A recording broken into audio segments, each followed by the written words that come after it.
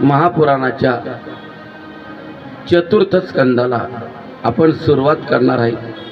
तर आपण सकाळच्या सत्रामध्ये जरी तुम्ही कथा ऐकली, परंतु सिंहावलोकन करणं माझं कर्तव्य आहे. कारण आपण सकाळच्या सत्रामध्ये कर्दम महामुनी आणि देवहूती माता यांचे पुत्र कपिल देव यांचं चरित्र तुम्ही ऐकलेलं. मी तुम्हाला सांगितलं सूत महाराजांनी नैमिषारण्य क्षेत्रामध्ये शौनकादी ऋषींना सांगितलेलं आहे आणि शुकाचार्य महाराजांनी राजा परीक्षितीला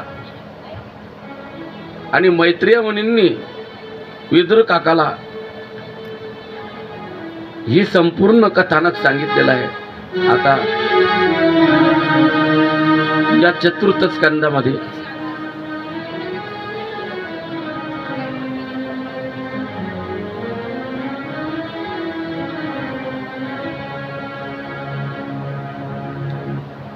भगवान शंकर यांचे सासरे असणारे दक्ष प्रजापती यांची कथा आलेली आहे बघा. तर दक्षाच्या मुलींचा वंश इथं वर्णन केलेला आहे. तर हा महादेव मात्र मला याने आलेलं पाहून देखील हा उठून उभा राहिला नाही. याने मला साधा रामराम देखील केला नाही. परंतु महादेव मात्र समाधी अवस्थेमध्ये होते. त्याला समाधी अवस्था काय समजणार आहे, कारण त्यांचे डोळे मिटलेले होते. आता मी जर इथं डोळे मिटून बसलो, समजा कोणी बसो, डोळे मिटून बसल्यानंतर आपल्या समोर कोण आला हे आपल्याला लक्षात येईल का? नाही येणार. परंतु महादेवांना पहिल्यापासूनच बसून राहिलेले पाहून आपला अनादर केला असे वाटून दक्षांना त्यांचा हा व्यवहार सहन झाला नाही. दक्ष प्रजापतीला जरी जावई असला ना, तर जावयाचा व्यवहार त्याला पसंत पडला नाही आणि त्यांनी त्यांच्याकडे तिरप्या नजरेने अशाच रीतीने पाहिले की जणू त्यांना क्रोधाग्नीने जाळून टाकता की काय. देव आणि अग्निसहित समस्त ब्रह्मगण हो ऐका म्हटले. काय म्हणतोय आता तो दक्ष प्रजापती? हे देवांनो, हे ब्रह्म ऋषींनो, अहो माझे म्हणणे जरा ऐका नीट ध्यान देऊन. कोण म्हणतो? दक्ष प्रजापती. मी हे अज्ञानाने किंवा द्वेषाने म्हणत नाही. माझ्या ठिकाणी अज्ञान आहे म्हणून मी बरडत नाही, बोलत नाही. आणि यांचा द्वेष आहे माझ्या मनात असं देखील नाही. परंतु शिष्टाचार काय सांगतोय ते जरा लक्षात ठेवा. हा निर्लज्ज लोकपालांच्या पवित्र कीर्तीला धुळीमध्ये मिळवित आहे. बघा शंकराला काय म्हणतो. शंकर कोण होता? आणि त्याचे जामात होते, जावाई होते आणि सासरा असून तो असा विचार करत नाही की माझी मुलगी त्याच्या घरी आहे. आणि म्हणतो हा मूर्ख केवळ घमेंडी म्हटले घमेंडी, आणि सत्पुरुषांनी आचरलेल्या मार्गाला याने लांछन लावलेलं आहे. असा महादेवांना तो आदवा तद्वा बोलतोय. दक्ष प्रजापती मरकटासारखी याचे डोळे म्हटले, माकडासारखे डोळे म्हटले याचे महादेवाचे. याने सत्पुरुषांप्रमाणे माझ्या सावित्री सारख्या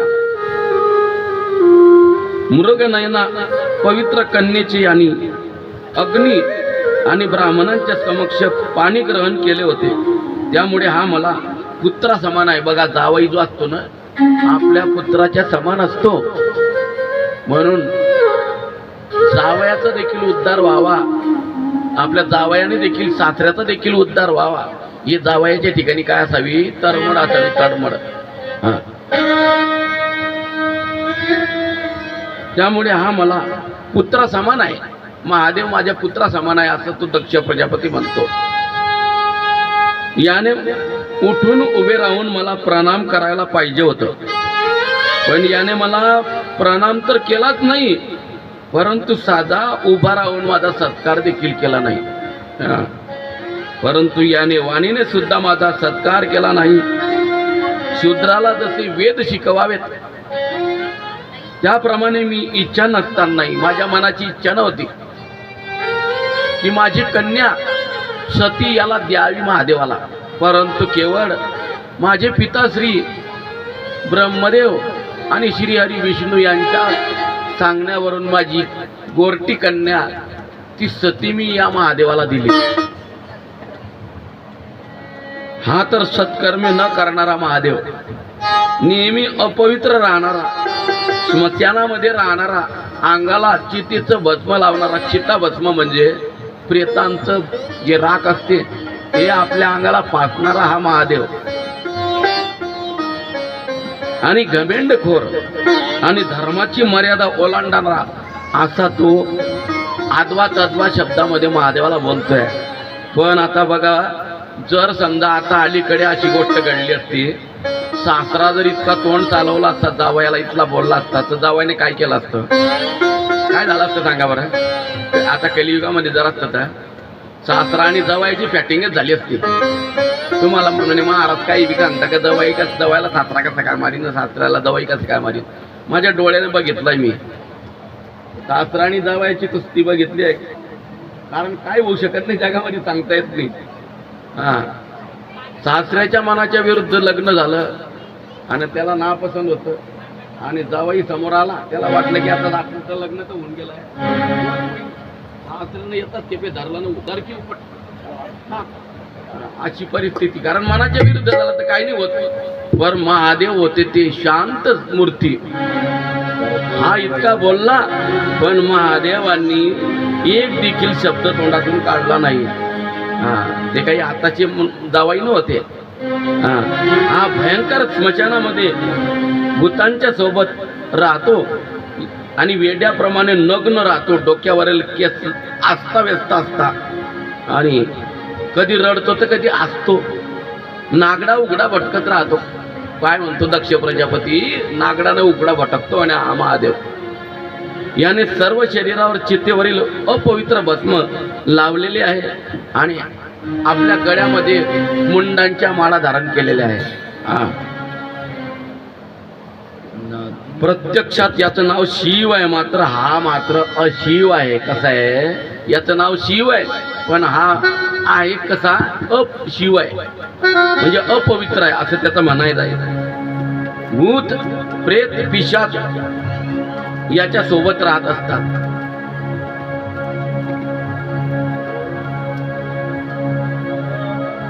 भस्म उटी रुंड माळा, भस्म उटी रुंड माळा,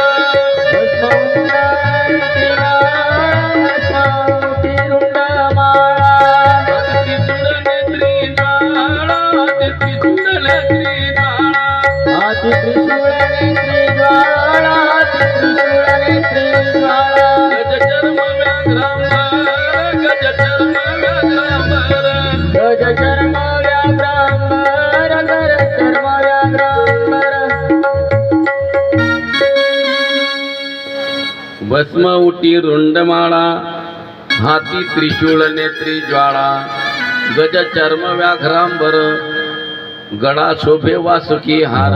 वासुकी सर्पाचा आपल्या गळ्यामध्ये हार घातलेला आहे आणि याच्या सोबत काय राहता, भूते वेताडे नाचती, हर्ष युक्त उमापती, सर्व सुखाचे आगर, म्हणे नरहरी सोनार.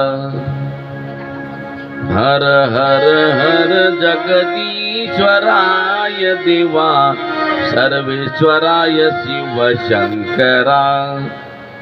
हर हर हर जगदीश्वराय देवा, सर्वेश्वराय शिव शंकरा.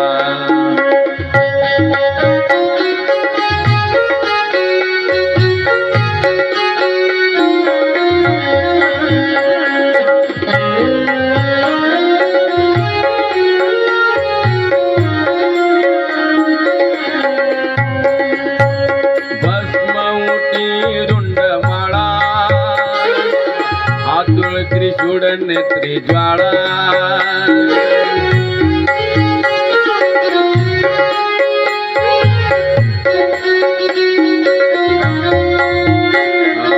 गज चर्म व्याघ्रांबर, गळा शोभे वासुकी हार. हर हर हर जगदीश्वराय देवा, सर्वेश्वराय शिव शंकरा. जगदीश्वराय देवा, सर्वेश्वराय शिव शंकरा.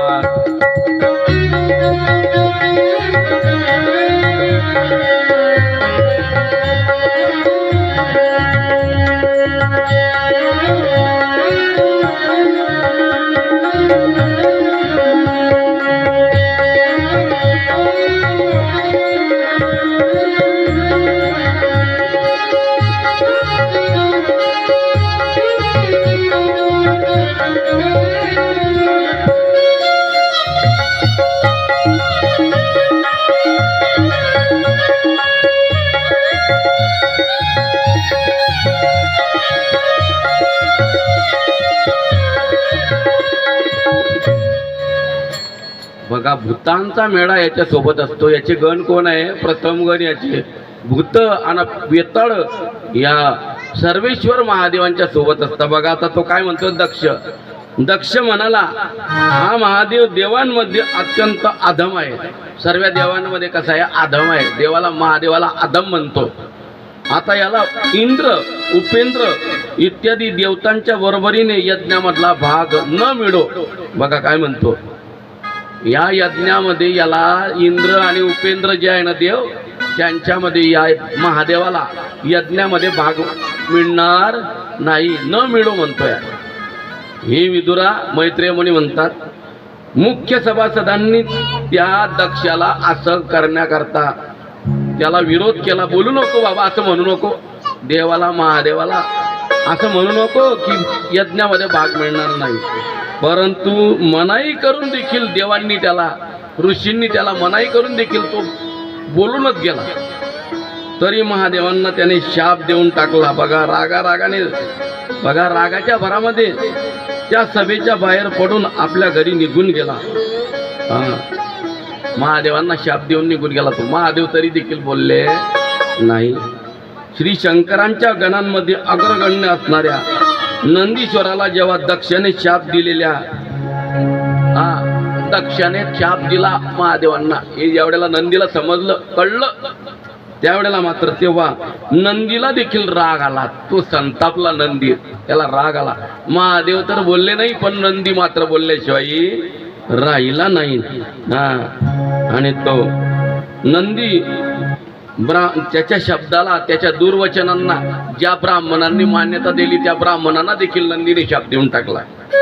तो नंदी म्हणाला, जो या मर्त्य शरीराचा अभिमान बाळगून, हे शरीर एक दिवशी काय होणार आहे? मरणार आहे, म्हणून याचा अभिमान करायचा नाही. ज्या फक्त असा विचार करायचा, ज्या देवाने इतकं सुंदर शरीर दिलं असेल आपल्याला, तो देव किती सुंदर असेल असं नमक मारा तारणारा, हम तुम्हारा तुम्हारा तारनारा, कब तेरा दर्शन होगा। इसकी रचना इतनी सुंदर, वो कितना सुंदर होगा, वो कितना सुंदर होगा। नाम तुम्हारा तारनहारा हो, नाम तुम्हारा तारन होगा, तब तुम्हारा दर्शन होगा। जिसकी रचना इतनी सुंदर हो, कितना सुंदर होगा, वो कितना सुंदर होगा।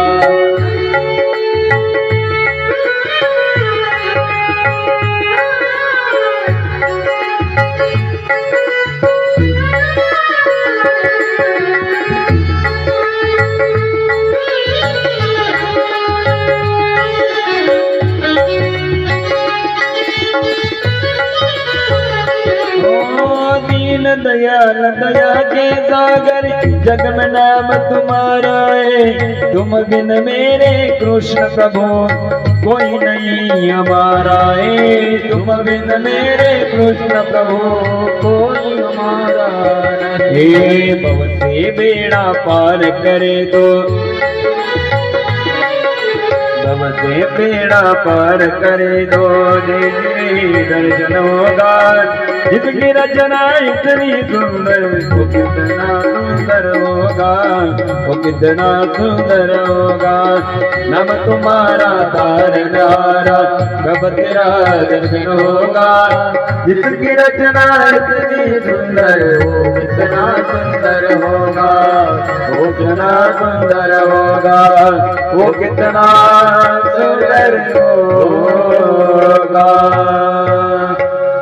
ज्या देवाने आपल्याला इतका सुंदर देह दिलेला आहे, तो आपल्याला इतका सुंदर देह देऊ शकतो, तो देव किती सुंदर असेल असा विचार कधी माणसाने केलाय का? करीत नाही मनुष्य. तर ऐका, नाम तुम्हारा तारनहारा, कब तेरा दर्शन होगा। जिनकी रचना इतनी सुंदर, वो कितना सुंदर होगा. याची रचना एवढी सुंदर आहे, या सृष्टीमध्ये एवढे जीव निर्माण केले त्याने. एकासारखा एक नाही, एकासारखं एकाचं नाक नाही, एकासारख्याचा डोळा एकसारखे नाही. आणि जर सर्वेचे सर्व महिला जर एकसारख्या असत्या आणि सर्व पुरुष जर एकसारखे असते तर काय झालं असतं? काहीच झालं नसतं का? एकामेकाच्या घरात एकच दुसरे घुसले असते. पण देवाने बघा काय, बघा त्याची रचना किती सुंदर आहे की त्याने एकसारखा एक निर्माण केला नाही. बघा, जरी जुळे भाऊ असले, जुळ्या बहिणी असल्या, एकसारखे दिसत असल्या, दिसायला जरी एकसारखे असले, परंतु काही ना काही झाला फरक असतोच थोडा ना थोडा.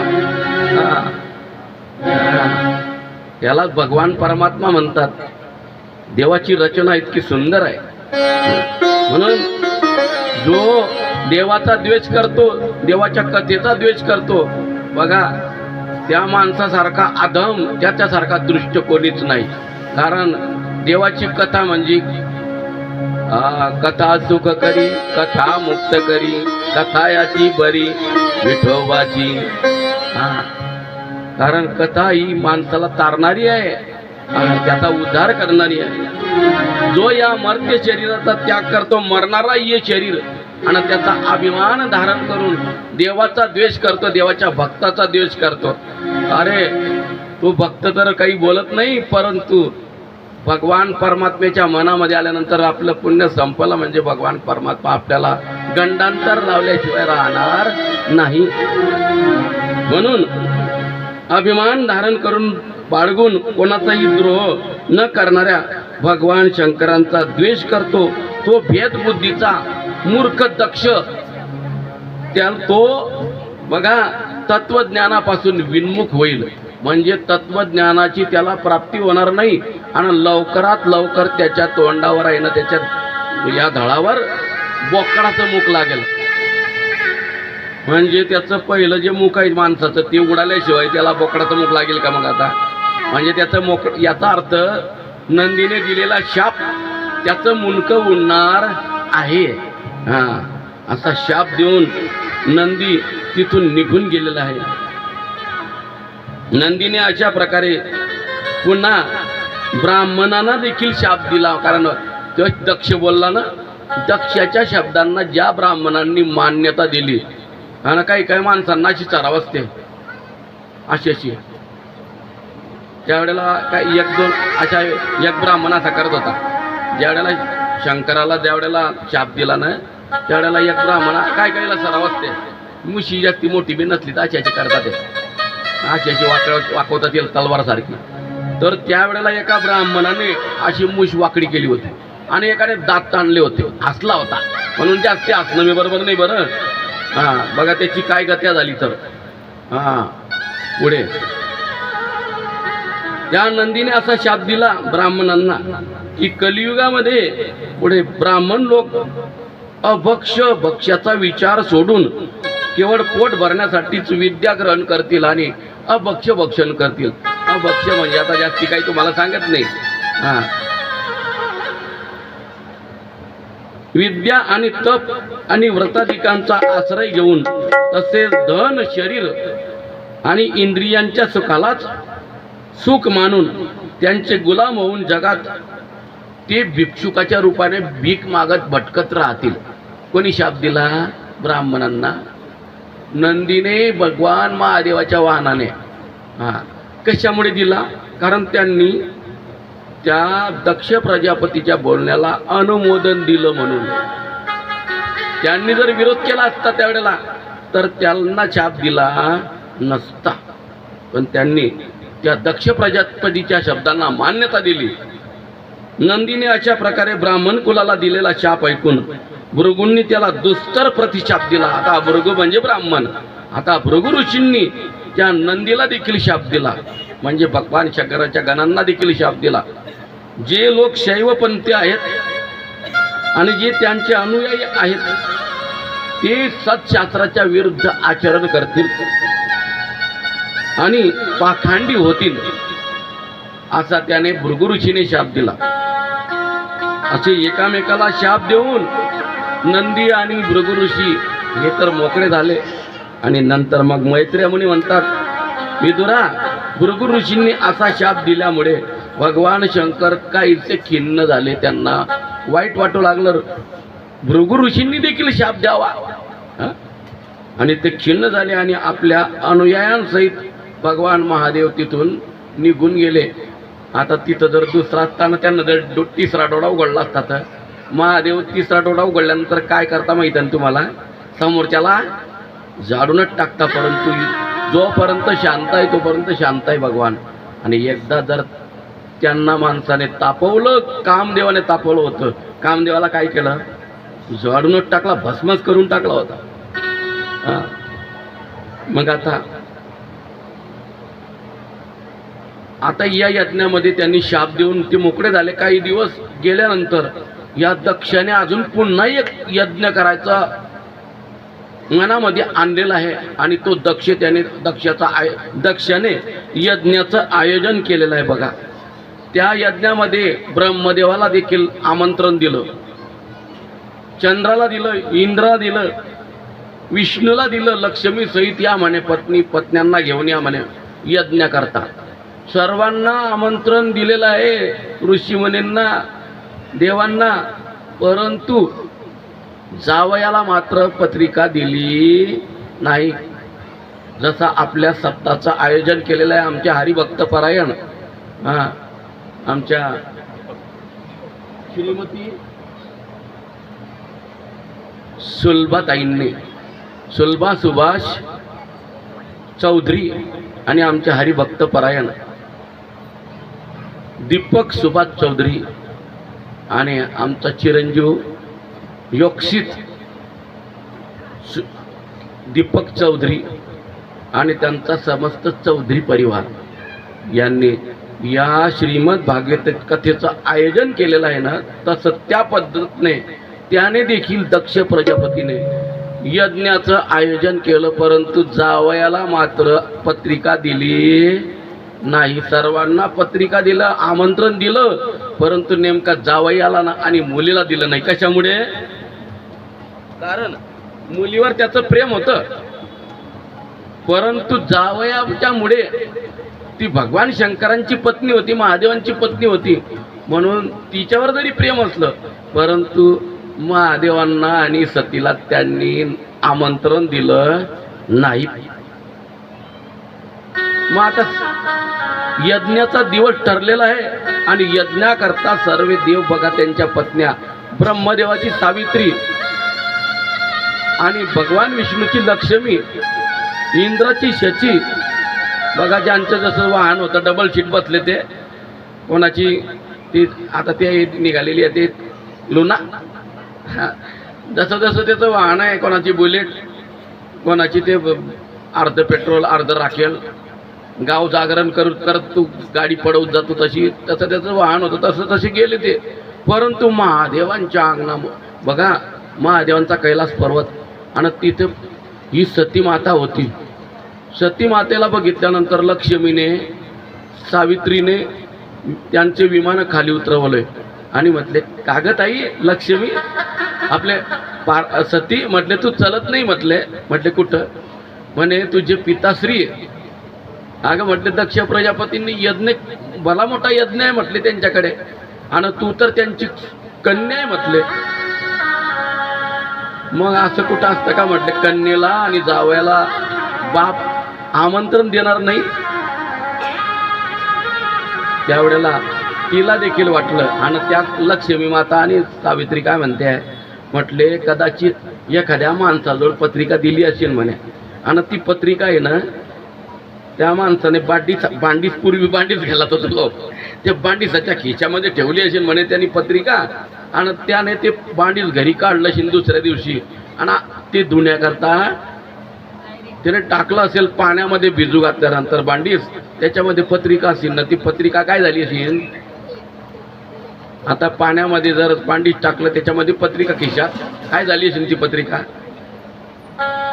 समजा तुमच्या 500 रुपयाची नोट आहे खिशात राहून गेली माणसाची, आणि तुम्ही धुण्याकरता तो शर्ट टाकला पाण्यामध्ये, आता पावडर टाकून पाण्यात शर्ट भिजू घातला, नोट काय झाली, ओली झाली ना.